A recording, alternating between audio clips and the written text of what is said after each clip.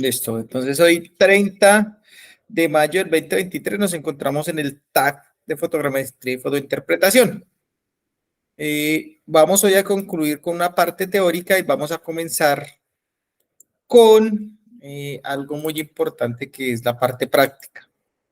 La parte práctica va a tener dos espacios básicamente.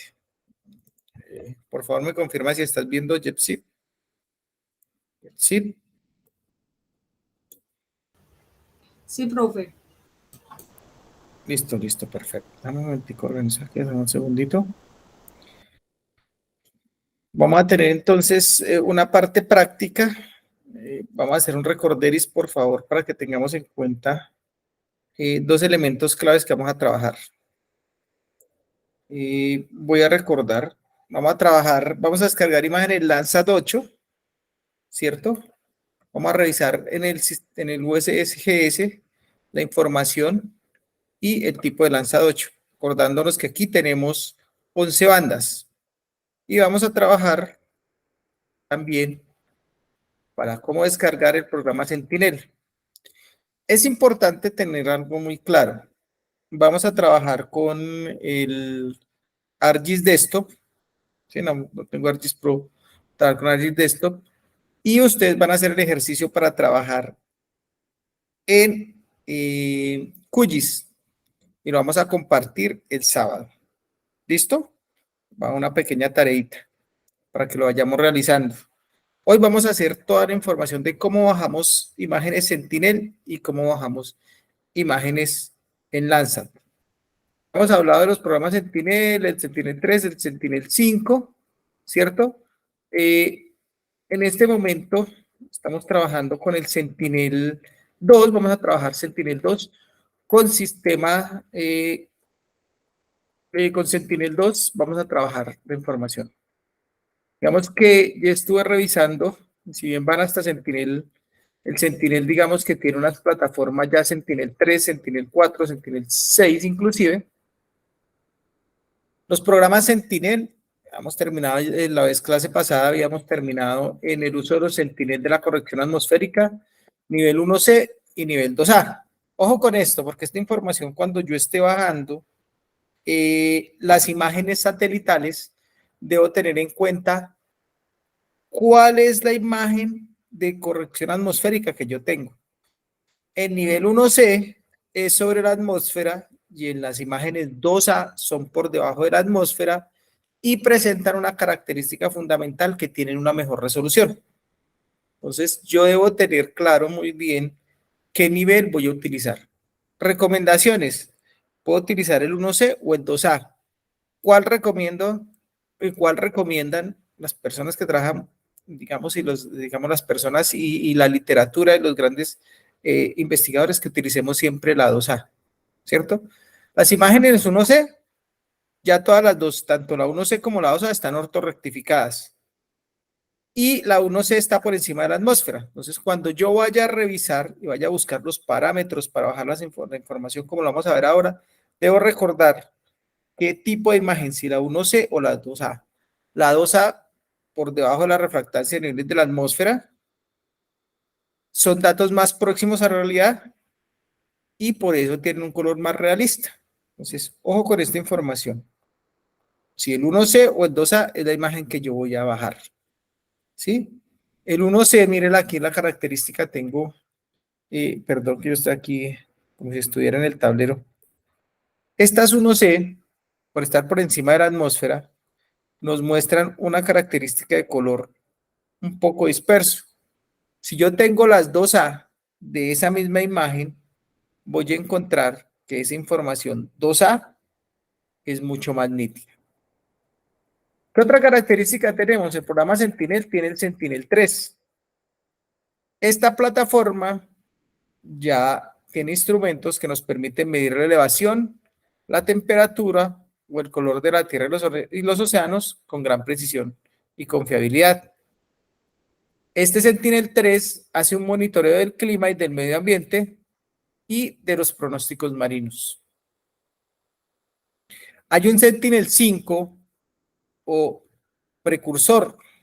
El Sentinel 5P es el Sentinel precursor, que digamos que este es un satélite Envisat que que se extravió en el 2012. Y para reemplazar ese satélite extraviado, se realiza o se desarrolla una plataforma que se llamará el Sentinel-5. Esta ya se envió en el 2021. Ellos hablaban, digamos, antes de que se transformara en el 2021. No. Esta plataforma ya se envió en el 2021. Y esa misión, el Sentinel-5P, adelante, pregunta. ¿Tienes preguntas? Profe, al extraviarse, sí, profe, al extraviarse ese satélite, ¿no generan ningún inconveniente sobre las otras constelaciones o algún daño a la atmósfera? ¿No presentan ningún riesgo ni nada? No, en teoría no. En teoría lo que se convierten son en desechos y como cuando van entrando a la atmósfera se convierten en esas partículas que la misma atmósfera pues se encarga de destruir, no tienen ningún inconveniente. Caen algunos residuos radioactivos porque acuérdate que los satélites tienen relojes atómicos, entonces pueden haber de pronto una contaminación por esa condición, pero digamos que no genera una problemática. Alguno de Un los, mayor la impacto. única mayor, sí, no te genera ninguna problemática. De pronto podría ser la basura, lo que llaman ellos la basura cósmica, que puede dañar un equipo. Y estos equipos tú sabes que son bastante costosos, ¿no? Y tienen, digamos, unos intereses de información bastante amplios, pero no genera como esas características.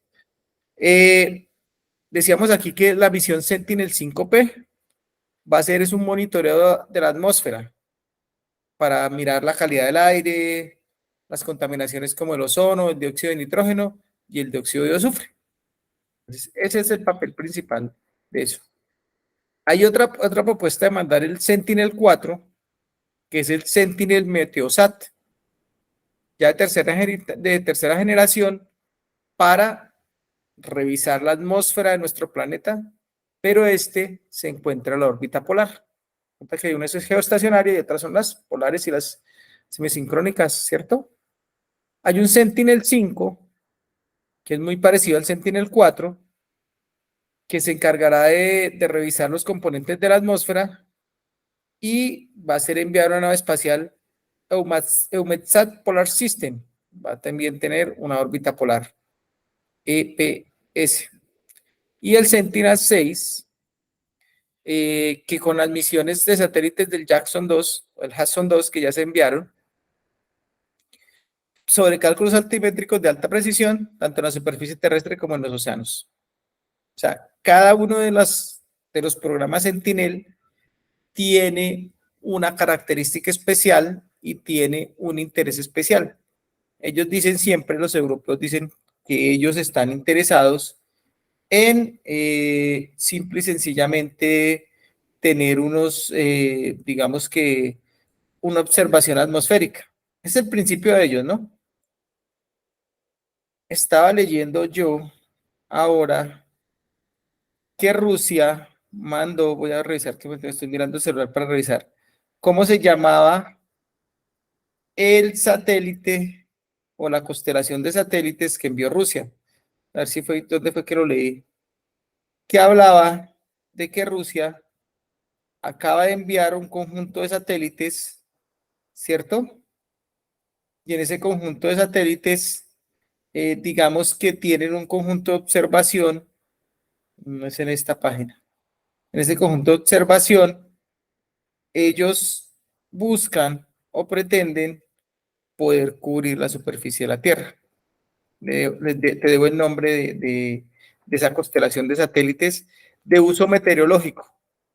Igual al Sentinel, igual al de la constelación que tiene Estados Unidos, ¿cierto? Igual a ellos, entonces ellos envían ese satélites, esa constelación de satélites. Te debo el nombre que lo estaba revisando ahora en la tarde que estamos hablando respecto a eso la clase pasada. No he podido encontrar toda la página que me permita descargar las informaciones, pero si lo encuentro, automáticamente les doy una conferencia sobre eso. ¿Para qué se usan? Digamos que cuáles son las aplicaciones y usos de todos esos sistemas de teledetección. Entonces, hay unas aplicaciones marinas de la teledetección. Dentro de los principales parámetros a estudiar, yo puedo tener oceanografía. Entonces, con la teledetección yo puedo tener oceanografía, puedo determinar temperaturas de la superficie del mar, alturas del mar. La temperatura la definen como el SST, la altura del mar como el SSH, la salinidad, SSS. Esto es muy importante. La salinidad, la altura y la temperatura son variables que nos indican a nosotros cómo se están comportando, digamos, qué afectación tiene lo que sucede en la superficie terrestre, digamos, que no es la superficie marina, y el grupo, la cantidad de contaminantes y desechos que se están depositando en el mar, están alterando eso. Los mares se están volviendo más salinos. ¿Qué implica que el mar tenga mayor salinidad? Implica que el plancton, que es el alimento fundamental de la cadena alimenticia a nivel de todos los ecosistemas marinos y que también alimentan la tierra, provoquen un desequilibrio, un desabastecimiento. El aumento en la temperatura del mar mata ese plancton igual que la salinidad e igual, digamos que lo que provoca es que hay unas grandes contaminantes y que va a hacer que ni siquiera el mar, que tiene tanta superficie, pueda disminuir toda esa cantidad de contaminantes que le estamos botando. Por eso es que la teledetección se encarga de revisar cómo se comporta la temperatura. La temperatura del mar también influye mucho en todo lo que son los vientos, ¿cierto? Que dan vuelta a la Tierra. Esos vientos son los que nos provocan a nosotros, digamos que los que nos permiten tener épocas de lluvia, épocas de menor a mayor nubosidad y los que regulan toda, digamos, todo, absolutamente todo el clima de la Tierra. También entonces aquí en esta teledetección yo puedo utilizar, identificar vientos en superficie, las corrientes marinas, eso para entender entonces cuál es el ciclo de los vientos alisios, de los vientos que provocan, que afectan, digamos, por ejemplo, los monzones en la India, la forma en que esos vientos afectan las temporadas de lluvias, cómo afectan las estaciones, y son vientos que están interconectados necesariamente con la superficie de la Tierra. El color del océano. El color del océano es fundamental. Si los océanos son muy verdes, significan que tienen vida. Los océanos azules son desiertos, paradójicamente. Son desiertos porque en ellos no hay vida marina sobre el subsuelo o sobre el suelo marino, sobre el lecho marino. Entonces, si el agua es muy azul, significa que yo ahí no tengo ningún tipo de cobertura sobre esto. La calidad de las aguas, pues claro, yo tengo que estar revisando si me está afectando la temperatura, la salinidad, qué pasa con la calidad del agua. El bloom de algas, cómo se comportan las algas. Hay unas algas rojas que son tóxicas, que están llegando a la playa, que están invadiendo la playa, y ese tipo de algas son vegetación que es muy dañina para el resto de las plantas de la superficie terrestre. Y lo que llaman los cebadales. Los cebadales, que es la vegetación marina. ¿Qué tipo de vegetación? ¿Cómo está compuesto? Entonces yo a través de la teledetección puedo hacer una combinación de toda esa biología que existe en el mar. También de eso, entonces, dentro de unas variables está la oceanografía química. Yo reviso la calidad del agua, metales pesados, metales livianos, qué contaminantes tengo. Vuelvo a repetir la salinidad. Esa salinidad entonces me está diciendo a mí si la salinidad permite que vivan o no vivan seres dentro de esas y vegetales dentro de ese suelo marino o de esta superficie de agua, el pH, las calcitas, entre otros. Otro tema aplicado en la teledetección es la oceanografía geológica. Yo puedo revisar la gestión costera, cómo se comporta toda esa superficie que nosotros no vemos, pero que afecta directamente a todas esas cadenas y a todos esos sistemas geológicos de la superficie. Un movimiento en el mar también afecta en la Tierra. Nuestras placas continentales están en continuo movimiento. Eso va cambiando la fisionomía lógica de ese paisaje que está sobre la superficie terrestre y más sobre la superficie marina, porque nosotros no estamos pendientes, no lo vemos. El tema de la batimetría. Entonces ahí en la batimetría es la medida de la profundidad de la superficie y cómo van cambiando. Y esa batimetría está en función también de las corrientes, los vientos y la altura del mar. Entonces yo ahí mido qué cantidad de erosión se me está dando en la costa, qué tipo de erosión, en qué sectores, y también estoy revisando la sedimentación, cómo está la sedimentación, ¿cierto? ¿Qué pasa con esos lugares que están donde desembocan los ríos? ¿Qué cantidad de sedimentos estoy yo depositando en la superficie marina? También dentro del tema de la teledetección, yo puedo hacer estudios de bosques. Yo puedo buscar los famosos índices de vegetación. Puedo buscar bosques con cobertura forestal. Puedo buscar densidad forestal o ground close. Fenología, digamos cómo se comporta con respecto a las estaciones. ¿Qué características tiene una vegetación de acuerdo a la estación? Yo puedo hacer un inventario de especies y floras. Puedo a partir de todos los procesos de teledetección identificar y saber cuántos individuos tengo y en dónde se localizan y qué especies son las que están dentro de ese mismo espacio que estoy yo determinando. Puedo hacer una estimación de biomasas. Cuéntame, compañera. Profe, ¿me podrías ampliar un poquito más el tema sobre las especies, la identificación de las especies con imágenes o con algo? Bueno, eso lo vamos a hacer aquí, tranquila. Lo que pasa es que yo, digamos aquí en este caso, cuando bajemos la imagen, vamos a utilizar unas combinaciones de bandas. Tranquila. Ahí vamos a identificar.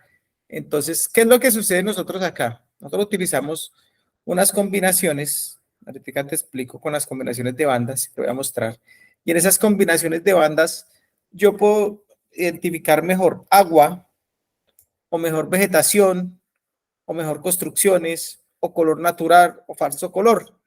¿Cierto? Y con esos elementos de combinaciones de bandas, yo empiezo a identificar individuos, ¿sí?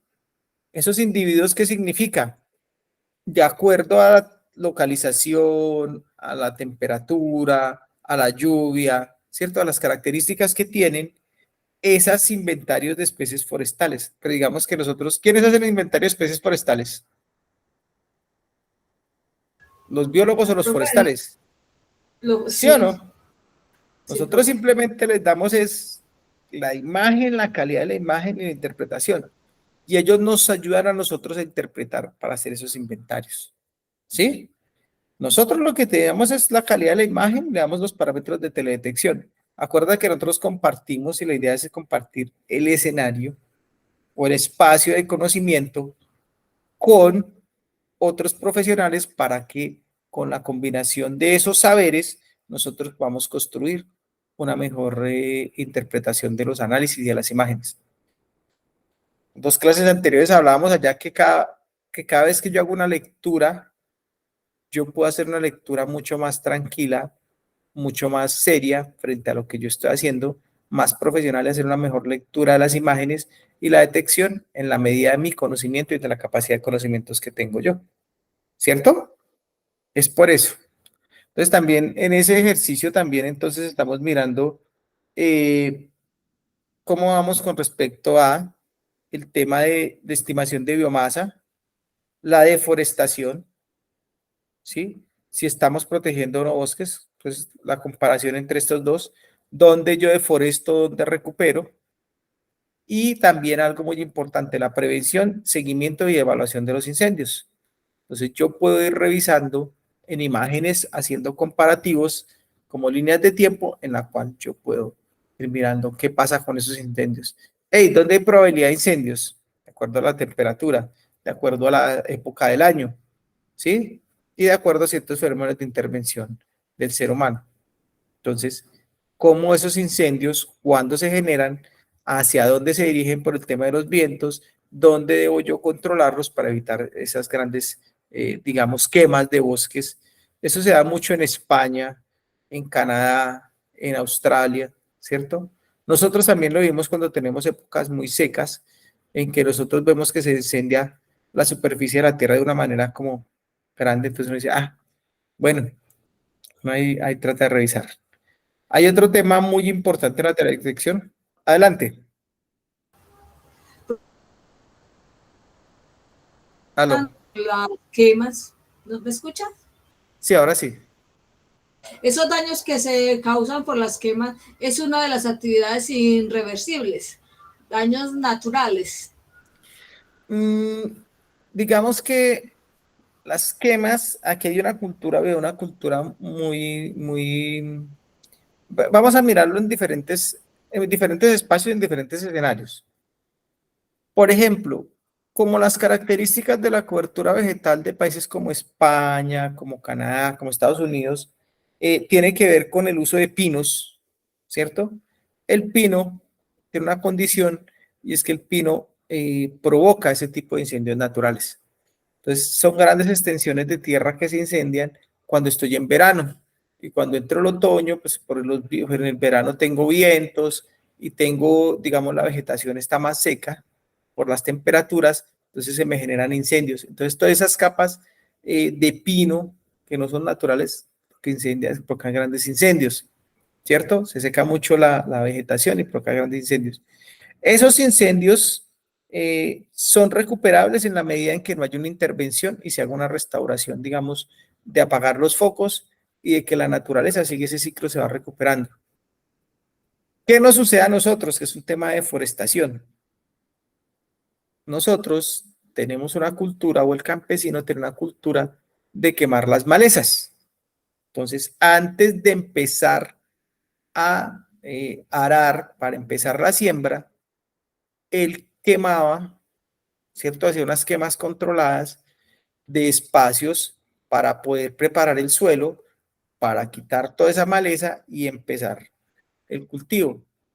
¿Qué se hace ahora? Lo que pasa es que ahora nosotros estamos corriendo nuestra frontera agrícola y ganadera hacia los lugares donde tenemos áreas de protección y estamos deforestando. Entonces lo primero que hace es tumbar los árboles maderables más grandes.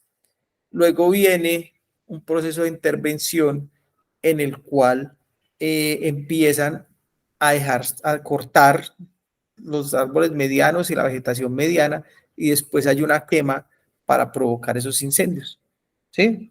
Hay incendios, usted ve que en las noticias, por ejemplo, ahora que entre julio, el solsticio de verano, en la estación de verano, del 21 de julio hacia arriba, en agosto más o menos, agosto, empiezan todos los incendios forestales en esos lugares donde hay estaciones. Sucede al norte, sucede al sur, cuando están en estación en verano, pero esas áreas, si yo las mantengo, se van a restaurar, ¿sí? Se van a restaurar, digamos, de una manera parcial, pues porque la naturaleza tiene esa característica, pero digamos, la restauración es de mucho tiempo. No es que ya entre 6 meses yo ya tenga todo otra vez con la misma cobertura, sino que eso puede durar años. Entonces es ahí en donde toca tener como un control y un seguimiento de qué pasa y cuánto es el daño que yo hago y dónde debo prevenir para que ese incendio no se presente. Profe, Otro debido tema. a eso, perdón que le interrumpa.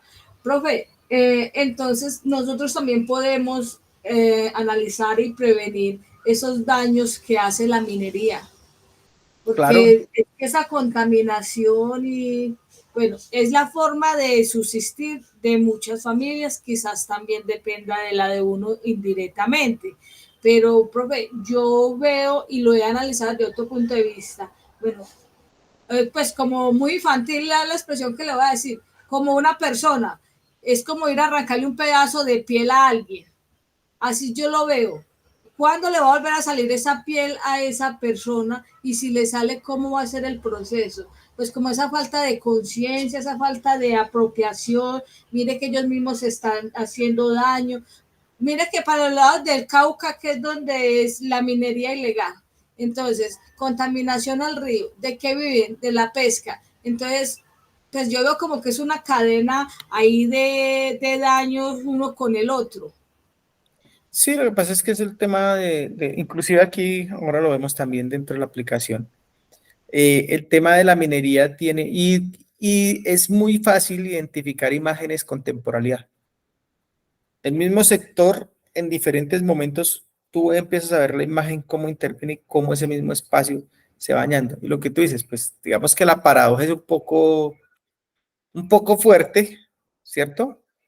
Pero en realidad, o sea, el impacto que tiene la minería, si no se hace un manejo adecuado, si no hace un sellamiento adecuado, si yo no hago una compensación ambiental, si yo no soy capaz de restaurar en, en alguna medida, porque digamos la restauración no va a ser total, pero por lo menos en alguna medida en temas de protección, de manejo de suelos, de manejo de contaminantes, de manejo de desechos, sí, el buen cierre y adecuado de la mina, el buen cierre y adecuado de todo esto. Pues si yo no hago esos manejos, el impacto va a ser tan fuerte que al final lo que tú dices, ¿qué es lo que están haciendo? Como yo no estoy haciendo una minería, digamos, de alguna manera con ciertos parámetros técnicos que permitan tener una mínima restauración, ¿cierto? Porque lo que hace usted es tener una mínima restauración frente al impacto que usted hace, es imposible poder cumplir con esos parámetros. Y a largo plazo, usted ve que en donde hay zonas mineras, entonces hay problemas de fertilidad, problemas de salud, problemas respiratorios, problemas de cánceres, ¿cierto? Entonces, unos se benefician, pero otros se ven absolutamente afectados por esas características. Y si yo estoy haciendo minería, tengo grandes metales pesados que no son fáciles de diluir con el agua, pues, ¿qué estoy generando? Un tema contaminante que a largo plazo me va a afectar. Llegará un momento en el que yo no puedo disponer de esa agua ni para beber, ni para bañarme. ¿Y qué va a pasar? Pues al final nosotros sin agua sí no vivimos. Esto es como una lógica muy estructural, pero que con la inmediatez del día a día y con los intereses de diferentes actores, pues se vuelve un tema mucho más complejo. Bueno, continuamos. Entonces la agricultura, Tenemos otro tema, qué pena. La contaminación en el mar. Hablemos de Cobellas. Los residuos caen todos al mar. sí. Todos los desechos caen al mar. Una contaminación, pues que a simple vista se ve. Uno haciendo un análisis con este tema puede demandar el municipio para que le busque corrección a eso.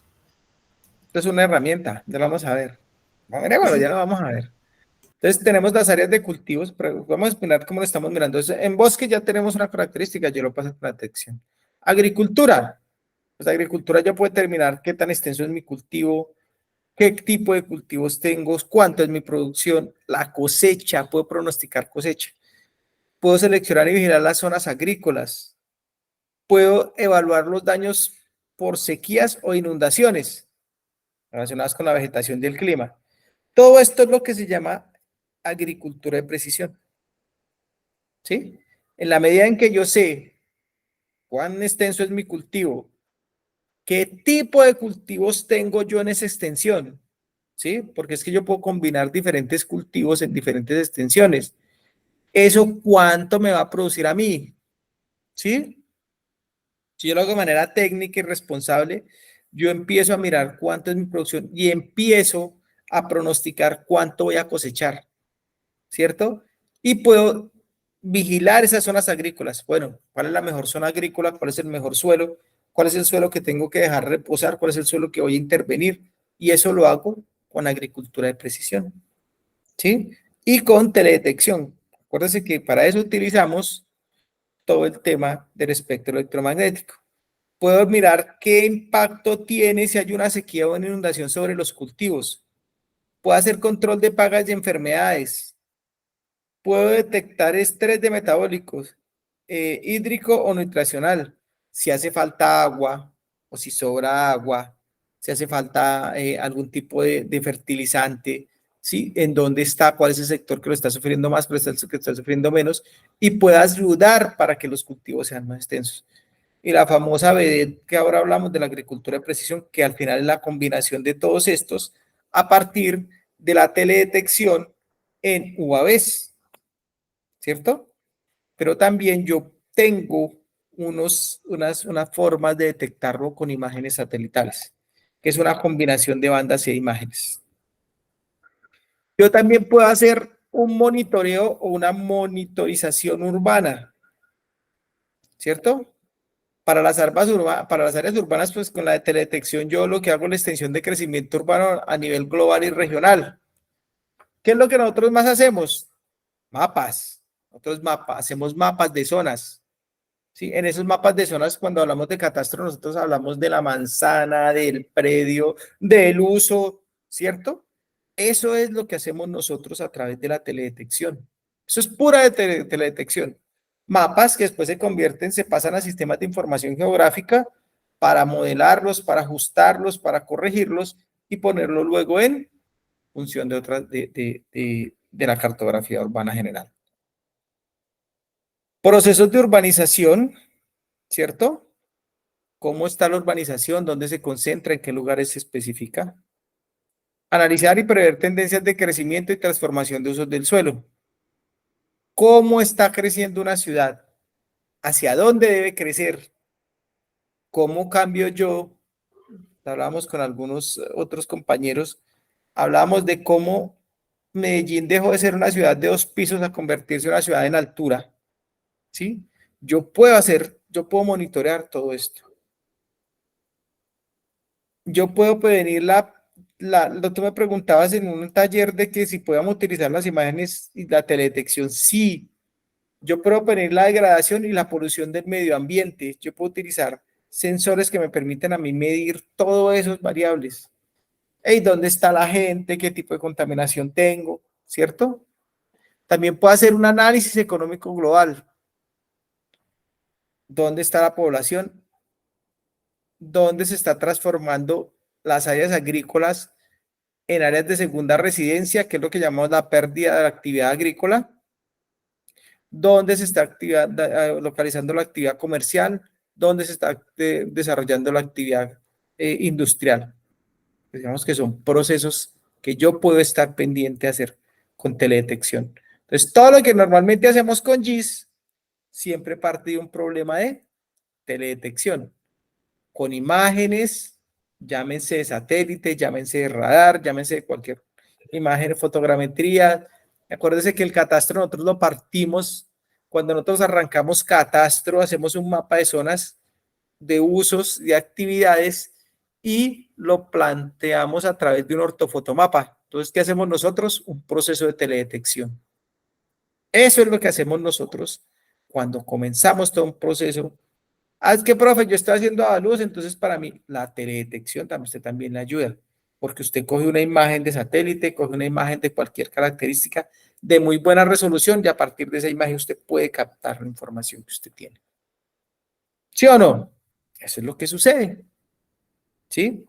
Otro elemento que podemos hacer es la extensión y crecimiento urbano y rural a nivel local. Los mapas de zonas urbanas a nivel de ciudad. Podemos hacer cálculos de población en función de esos mapas. Podemos entender los procesos de urbanización, cómo se están comportando, qué tipos de bloques, a qué alturas.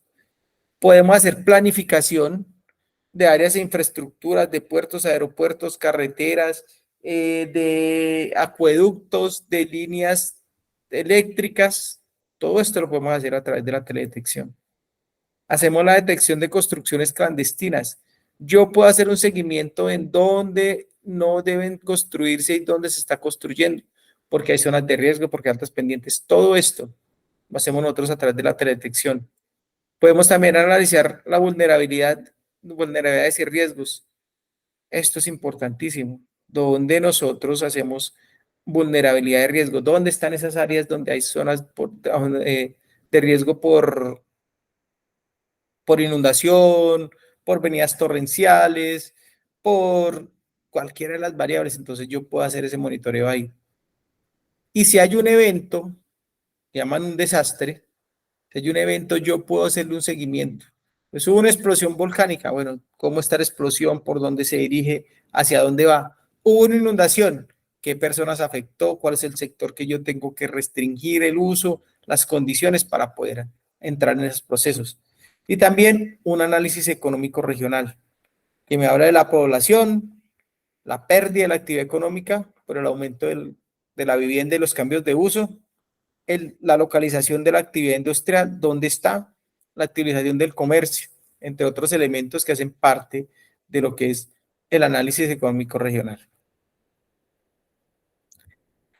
Podemos también utilizar usos de suelos e indicadores ambientales. Entonces podemos mapear cobertura de suelos a nivel regional, local y de ciudad. Esos son de los mapas que más utilizamos nosotros y que son la base de los avalúos que nosotros hacemos. ¿En dónde están? En los planes de ordenamiento territorial. Pero para hacerlo yo necesito tener imágenes de teledetección o haber hecho por lo menos teledetección. Yo tengo que hacer cartografía de zonas verdes urbanas, entonces aquí yo puedo determinar cuánto es el espacio verde que tengo.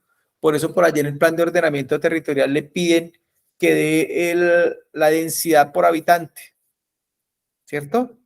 Por allá en uno de los requerimientos en los planes de ordenamiento territorial, cuántas zonas verdes y cuántos parques tengo yo, y a partir de ahí, cuánto es el espacio público del que dispongo.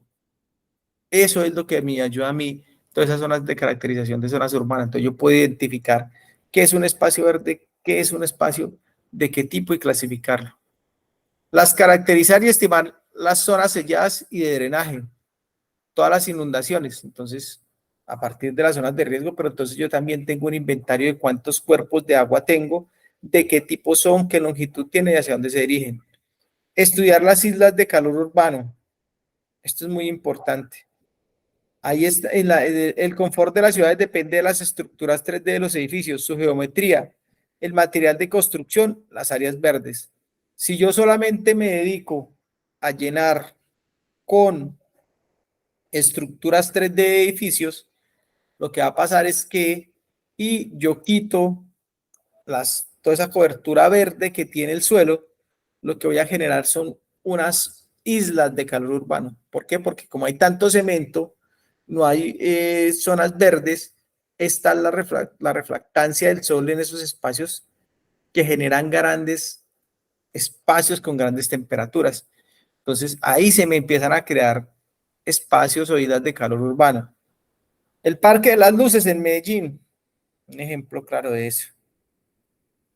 También puedo identificar vulnerabilidad ante desastres, los mapas de vulnerabilidad de riesgo a nivel local, a nivel general, ¿cierto? Usar sensores ópticos hiperespectrales. Entonces, significa que yo combino diferentes elementos que me permiten a mí hacer análisis, como el LIDAR que nos da en altura o el SAR, entre otros, que nos permiten hacer análisis específicos sobre determinados puntos de esto. Va a hacer también una evaluación de los daños luego de la catástrofe, ¿sí?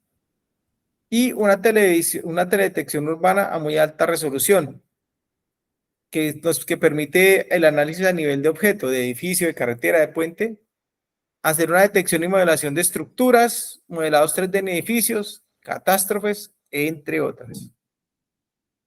Puede hacer coberturas de uso del suelo, puede hacer una selección de clases, puede utilizar el Corin Land Cover, que es una determinación de las características que tienen los suelos, ¿cierto? De coberturas y uso. Es el Corin Land Cover, que es el primer análisis que utilizamos nosotros para luego hacer la zonificación ambiental en la parte rural de los planes de ordenamiento territorial. Va a hacer clasificaciones de ARDES, International Geospatial Biomass Program, que son la IGPBP. Va a hacer un Land Cover Classification System, que es una internacional, una clasificación de coberturas del suelo, ¿sí? Puedo determinar la vulnerabilidad ante desastres, va a hacer un mapa de vulnerabilidad a nivel local, usar sensores ópticos, ya hemos dicho, cartografía y sistemas de información geográfica, temperatura de la tierra, de desastres naturales, de prevención de desastres, de vida, de recursos, de materiales y naturales, seguimiento real en tiempo de un desastre, análisis de efectos tras desastre natural, seguimiento de las actividades de recuperación. Puede hacer también tipos de desastres naturales como los incendios, las inundaciones, los terremotos, las fallas, los volcanes, las sequías, de defensa. Yo creo que es uno de los puntos más grandes que tiene, que es la seguridad e inteligencia. Siempre nos están observando qué estoy haciendo, dónde estoy, cuáles son mis recorridos, en dónde me localizo, qué parte tengo. Otra es la verificación de tratados internacionales, la cartografía de alta resolución. En el control de fronteras, sí que lo están utilizando ahora.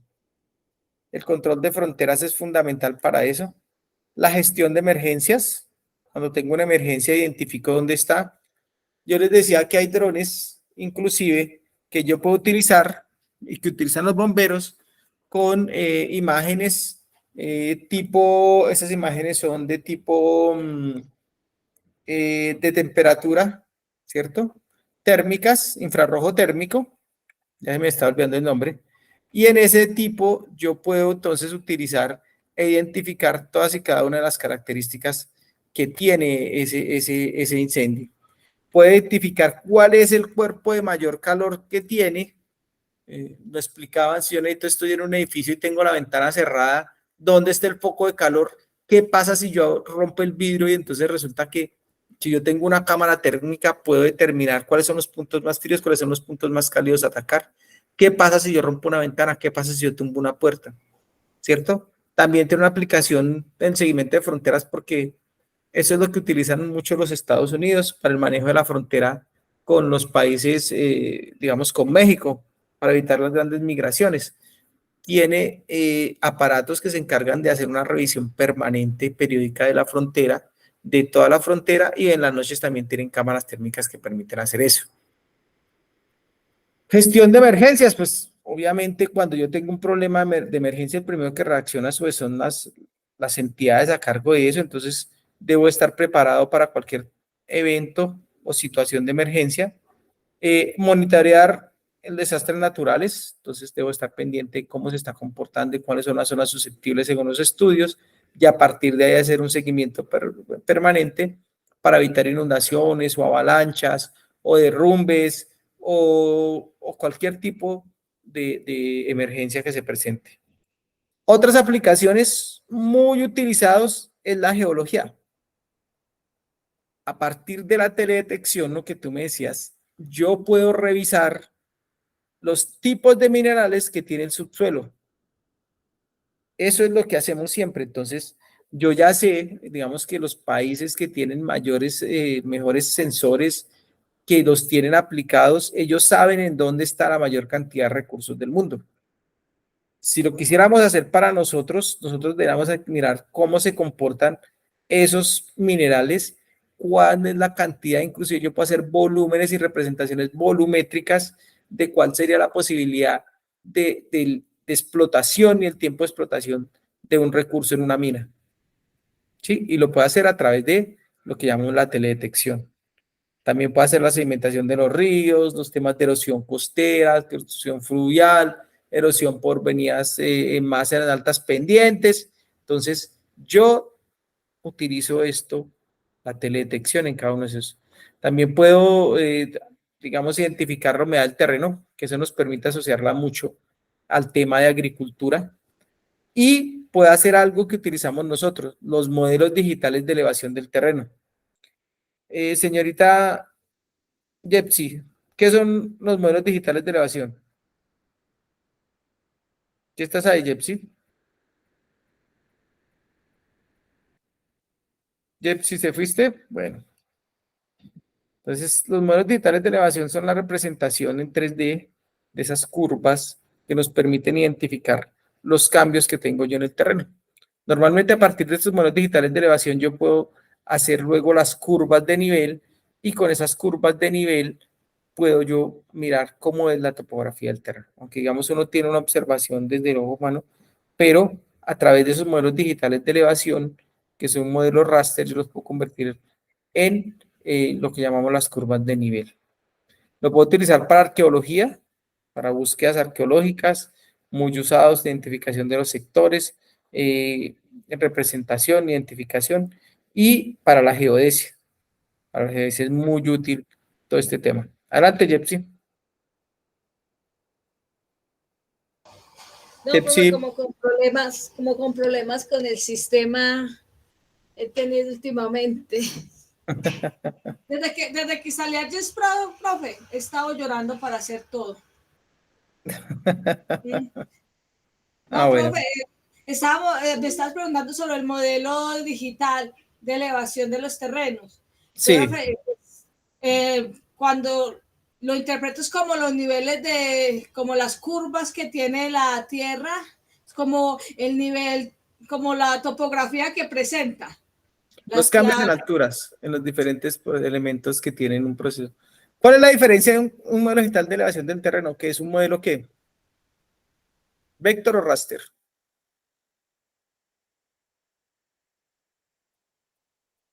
Profe, creo que es raster. Señorita, raster. A partir de los raster, yo hago esas digitalizaciones, esos modelos digitales de elevación, y después lo convierto en curvas de nivel. Ese modelo después yo, a través de un GIS, después de que yo tenga ese modelo digital de elevación, él me saca a mí las curvas a 5, a 10, a 15, a 20 metros. Y es lo que tú dices, el modelo digital de elevación es un modelo raster que me muestra la variación que tiene el terreno en 3D. ¿Listo? ¿Y sabes por qué me quedé en topografía? Todo esto es teledetección y geodesia, sensores remotos, todos estamos combinados. Profe, es una sola cosa, profe. Bueno. Nada más el sábado hablamos de un tema y ayer el profesor nos decía el tema de las constelaciones de Rusia, el de geodesia. Nos mostraba una imagen muy parecida a la que usted nos mostraba en la clase anterior, profe. Todo es un solo tema y verdad que cada día me gusta más. Bueno, listo. Aquí entonces terminamos como toda esta presentación y vamos a comenzar permíteme, yo les comparto. Aquí hay unos, a ver, aquí presentación, procesamiento. Y luego, bueno, aquí hay unos temas complementarios. Permíteme un segundo que no me gusta abrirlo. Bueno, sí voy a abrirlo por acá. Tú tienes ahí abierto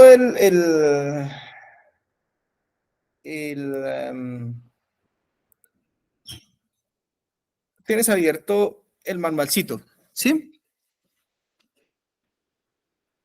El manual de Landsat. Bueno, este es un manual muy práctico Profe, y he realizado para que lo vayan leyendo.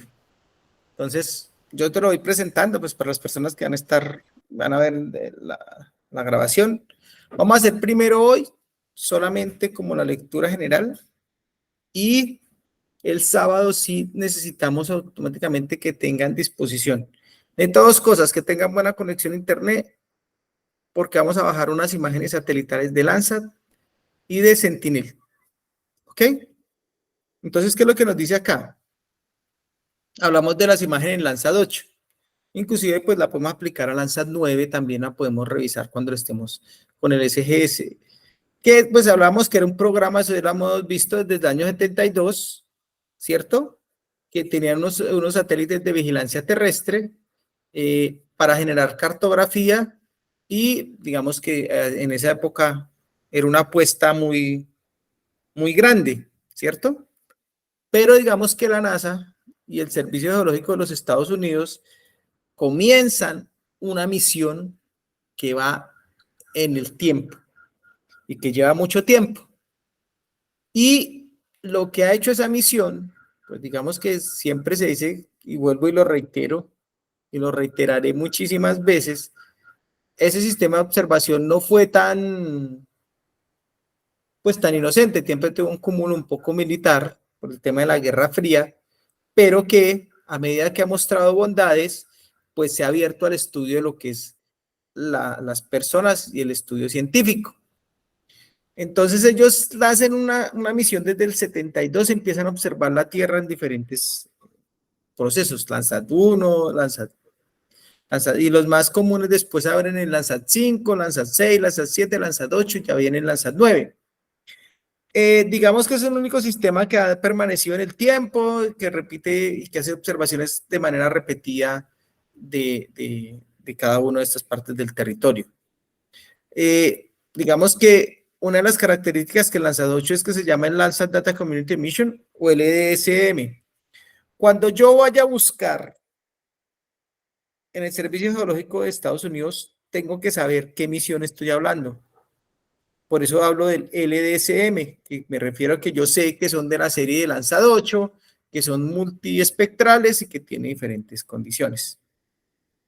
Digamos que tiene diferentes compuestos o dos grandes compuestos, que es el observador, el OLI, el TIRS, el SDM, y tiene 11 bandas. Ojo con estas combinaciones. Quiero, y voy a pasarte otra presentación en donde yo tengo unas combinaciones de bandas que me permiten hacer. Si yo quiero la diferencia entre la tierra y el agua, utilizo la combinación de la banda 5, la banda 6 y la banda 4 en el mismo orden.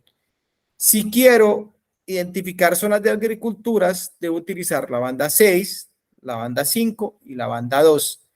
Y si quiero identificar vegetación, utilizo banda 5, banda 4 y banda 3. ¿Listo?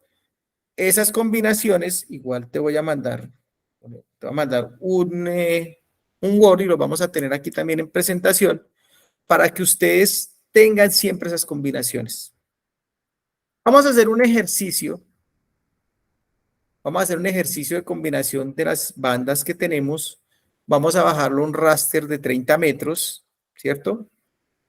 Lo bajamos en UTM, si estamos en el hemisferio norte, ¿sí?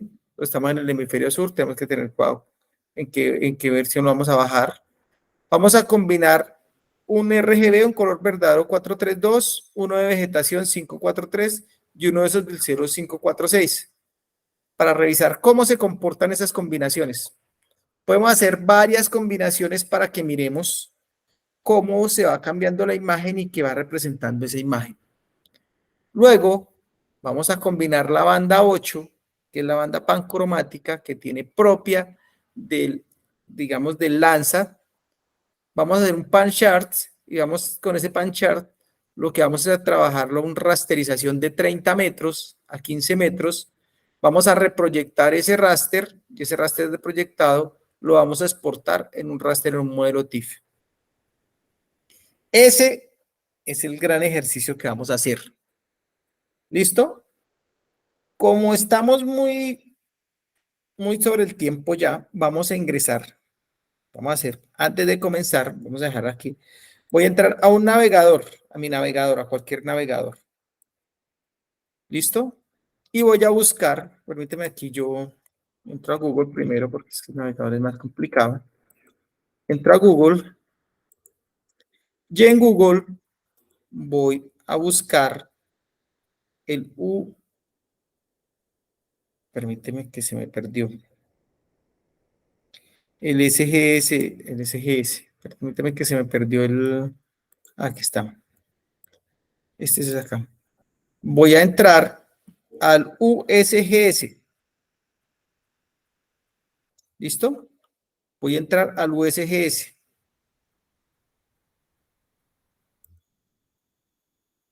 USGS.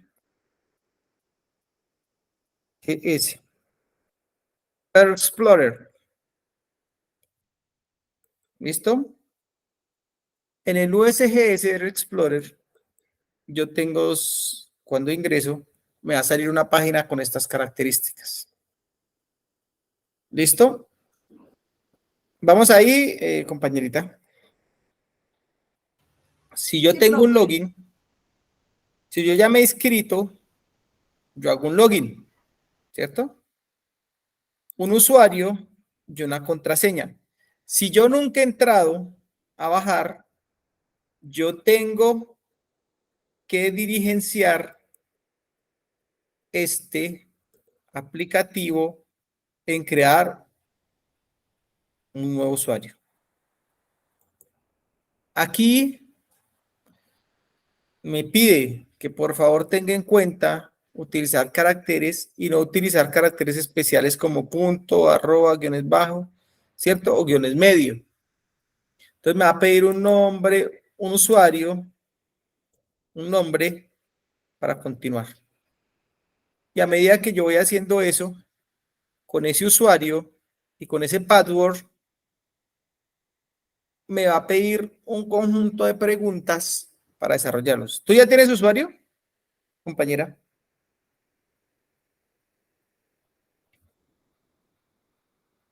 Compañera Jepsi.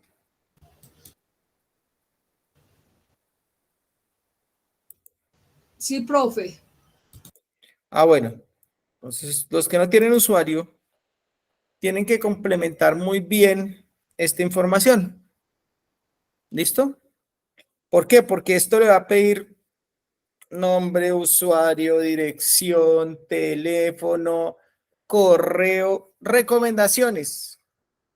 Para los que, digamos, todavía no tienen ese usuario y esa contraseña. Una de las recomendaciones es que utilicen correo institucional. Utilicen ese correo institucional. Si utilizan ese correo institucional, es mucho mejor. Y utilicen la dirección de la universidad. Se identifiquen como estudiantes y apliquen que la información que van a utilizar es para educación. Esa es la recomendación. Listo. Yo me voy a loguear. Como ya tenemos un usuario y un nombre, voy a loguearme. Permítame un momentico. Yo consulto aquí mis claves. Tengo tantas claves que ya no sé ni cuáles son las que tengo yo. Permítanme un segundo, por favor.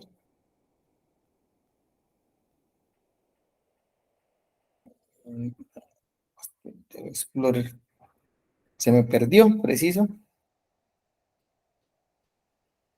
No, este no es. Aquí está. Listo. Entonces yo utilizo una clave, mi usuario,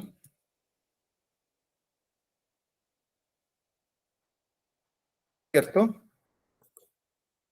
Y mi clave. Permítanme un momentico, yo confirmo la clave.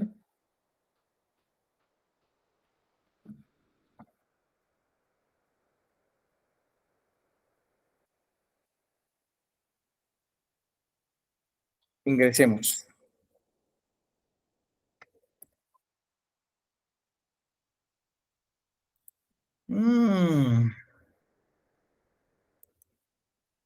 Aquí ya entré, ya ingresé. Aquí él ya me lo veo, ¿cierto? Entonces, yo en la pantalla voy a tener diferentes criterios de búsqueda. Voy a tener una característica en que me va a decir varios criterios de búsqueda. Yo puedo utilizar un geocódigo. El geocódigo los puedo utilizar a través de las plantillas. Puedo hacerlo de forma manual o puedo utilizar un KLMS o un shapefile para identificar la zona que yo quiero intervenir. ¿Listo? Un dataset en que nos va a preguntar a nosotros entonces qué tipo, mire toda la cantidad de agencias que yo tengo para identificar. Lancover, Landsat, DLSMAP, NASA, Radar, USAID, Vegetación, Aeros. Entonces, ¿qué tipo de sensor puedo utilizar? Y unos criterios adicionales, no me está dejando pasar aquí hasta que yo no seleccione. Unos criterios adicionales y aquí me va a mostrar los resultados. Como yo no he seleccionado área, pues él me va a bloquear aquí. Lo primero que me pide es, venga, seleccione su área. Entonces nos vamos a alejar y nos vamos a venir por acá para... Vamos a bajar de dónde vamos a bajar. ¿De dónde quieres que bajemos imagen, compañera? Te lo dejo a tu criterio. ¿Qué imagen quieres? Profe, bajemos temas de la costa, del mar. Vamos a ver si tenemos de la costa aquí. A ver, vamos a bajar de, por ejemplo, de Barranquilla. Vamos a ver si de pronto tenemos de Barranquilla o Santa Marta. Bueno, vamos a dejar hasta aquí, porque ya terminamos en esto. Esto lo vamos a seguir haciendo la otra semana, el otro encuentro. Esto es muy chévere. Vamos a bajarlo. Sí, Jepsi, si puedes bajar, bajamos la imagen. Si no, yo hago una guía de cómo se bajan las imágenes, cómo se le colocan los criterios, ¿cierto? De qué características tiene. Entonces, bueno, yo aquí puedo utilizar varias herramientas. Digamos, por ejemplo, si yo quiero, vamos a bajar no sé, Santa Marta o de Barranquilla. Vamos a bajar una imagen de Barranquilla. Yo quiero bajar una imagen de Barranquilla. Entonces, yo me coloco un clip, ¿cierto? Y coloco un área. Este es mi área. ¿Ok? Bueno, estos 5 son mi área en la cual yo aquí puedo eliminar cada vez que hago uno. voy eliminando, perdóname que se me está yendo aquí. Puedo eliminar cada uno de esos elementos. Si quisiera quitarlo y quisiera volver a ponerlo, cada vez con esta sola imagen, yo puedo, él me va apareciendo las coordenadas con las cuales va apareciendo esa coordenada. ¿Listo? Puedo buscar por fechas, desde qué fecha hasta qué fecha, todos los meses. Esto lo puedo hacer como polígono, como círculo o como área. Recomendación, háganlo como polígono. ¿Sí? No hay problema que se les borre. Ustedes lo pueden hacer de nuevo y él va a aparecer las coordenadas de ese ejercicio. ¿Listo? Son recomendaciones de cómo hago Profe, yo. pero si le salen a uno exactamente las anteriores, ahí no le pueden salir Ah, las no, mismas. no pasa nada. Lo que pasa es que acuérdate que la cobertura de un satélite son de 175 a 180 kilómetros. Yo aquí en esta área no estoy sacando entonces estos polígonos, yo los puedo quitar o poner. ¿Sí me hago entender? Simplemente que con esta área de definición, yo voy a buscar en qué área qué imágenes hay sobre esta área. ¿Listo? Entonces es un polígono aproximado. Si van a subir un shape, suban un shape así tal cual, un cuadrado. Si van a traer un KMLZ, también muy pequeño, no más de 10 puntos. Si traen un KMLZ o un shape con más de 10 puntos, no se lo va a consultar. Voy a hacer esa consulta aquí, ¿cierto? Profe, ¿cómo Si yo, subo un KML ahí? a partir de acá, mira, ¿sí es? Yo un KLM, digo un KLM y lo tengo que subir. Selecciono el archivo. En Select File, yo voy y selecciono mi archivo y ahí subo esa información. Bueno, dejamos hasta aquí. Mañana vamos a ver la próxima clase cómo bajamos y qué criterios tenemos. ¿Listo? Vamos a parar, vamos a mandarle encuesta de satisfacción y continuamos con esto. Permítame un tico, te tengo la grabación. Profe, ya le iba a decir,